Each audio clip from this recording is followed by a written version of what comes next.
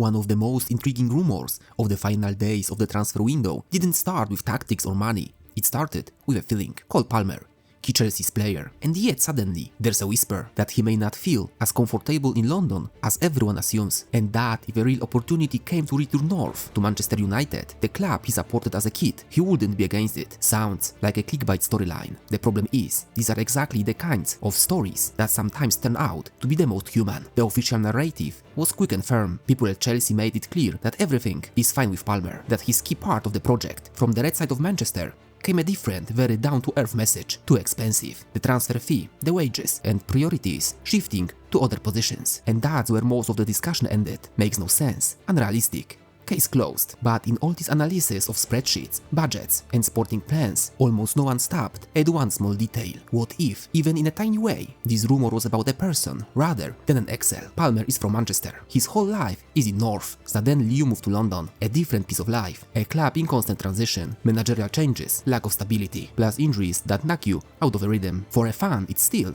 Premier League footballer dream life. For the player himself, it may be the moment you first start wondering whether you're really where you want to be. We're used to thinking that transfers are only about trophies, the Champions League, and weekly wages with more zeros. But more and more often, we find out that decisions are made at the kitchen table, not in a boardroom. Partners, kids, homesickness, mental fatigue. Even if this specific Palmer rumor was unlikely from a transfer perspective from the very beginning, the reaction of the football world tell us something important. We instantly dismiss the emotional angle because it's easier to count millions than to understand that the 23-year-old may simply not feel completely at home. For a Chelsea fan, a Palmer transfer makes no sense, and that's exactly why stories like this, even if they end at the rumor stage, are so fascinating. For a moment, they remind us that behind the name on the shirt is a person who doesn't always think like a spreadsheet.